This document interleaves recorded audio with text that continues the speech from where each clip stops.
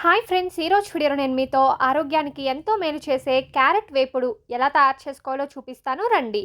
ఈ రెసిపీ కోసం stove on చేసుకొని పాన్ పెట్టుకోండి. అందులో ఒక టేబుల్ స్పూన్ నూనెను వేసుకోండి. నేనైతే ఇక్కడ ఆయిల్ చాలా తక్కువ యూజ్ చేస్తున్నాను. మీరు కావాలనుకుంటే 2 టేబుల్ స్పూన్ల వరకు కూడా ఆయిల్ యాడ్ చేసుకోవచ్చు. ఇప్పుడు ఇందులో పోపు దినుసులని యాడ్ చేసుకోండి. శనగపప్పు, ఆవాలు, జీలకర్ర వేసుకొని వీటిని బాగా ఫ్రై చేసుకోవాలి.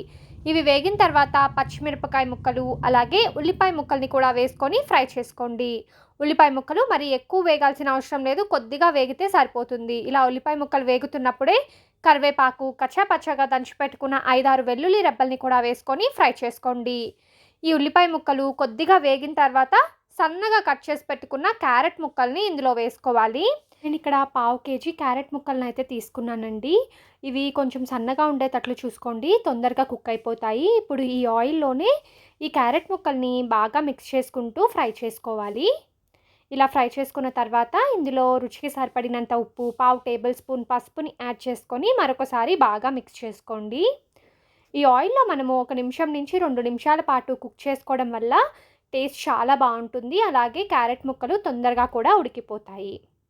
సో ఇప్పుడు వీటన్నిటిని ఇలా బాగా మిక్స్ చేసుకున్న తర్వాత మూత పెట్టేసి 5-6 నిమిషాల పాటు మంటని మీడియం ఫ్లేమ్లో పెట్టుకొని కుక్ చేసుకోవాలి. మీడియం ఫ్లేమ్లోనే పెట్టుకోండి, లేకపోతే క్యారెట్ ముక్కలు మాడిపోతాయి. సో ఇలా నేను మూత పెట్టేసి 5-6 నిమిషాల పాటు కుక్ చేసుకుంటున్నాను. 5-6 నిమిషాల తర్వాత మూత తెరిచి చూద్దాం. చూడండి, క్యారెట్ ముక్కలు మనకి 70% అయితే కుక్ అయిపోయాయి. వీటిని ఒకసారి బాగా మిక్స్ చేసుకోండి. ఇలా మిక్స్ చేసుకున్న తర్వాత మరలా మూత పెట్టేసి మరొక 3 నుంచి 4 నిమిషాల పాటు కుక్ చేసుకోవాలి. సో మధ్య మధ్యలో కలుపుకుంటూ ఉండండి, లేకపోతే అడుగంటి మాడిపోతాయి. ఒక 4 నిమిషాల తర్వాత మూత తెరిచి చూద్దాం. చూడండి, క్యారెట్ ముక్కలు పర్ఫెక్ట్గా కుక్ అయిపోయాయి. ఇప్పుడు వీటిని ఒకసారి బాగా మిక్స్ చేసుకొని టేస్ట్ చూసుకోండి.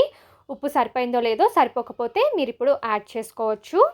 ఇప్పుడు ఇందులో నేను 1/2 టేబుల్ స్పూన్ కారం యాడ్ చేసుకుంటున్నాను. అలాగే 1/2 టేబుల్ స్పూన్ జీలకర్ర పొడిని యాడ్ చేసుకుంటున్నాను. ఇప్పుడు వీటన్నిటిని బాగా మిక్స్ చేసుకోవాలి. నాకు సాల్ట్ కొంచెం తక్కువ అనిపించిందండి, నేను సాల్ట్ కూడా కొంచెం యాడ్ చేసుకున్నాను. మీరు చూసి యాడ్ చేసుకోండి. ఇప్పుడు వీటన్నిటిని బాగా మిక్స్ చేసుకున్న తర్వాత ఫైనల్గా కొత్తిమీర తరుగుని కూడా యాడ్ చేసుకొని సర్వ్ చేసుకోవడమే. అంతే అండి, రైస్, చపాతీ, రోటీస్లోకి ఎంతో రుచికరంగా ఉండే క్యారెట్ ఫ్రై రెడీ.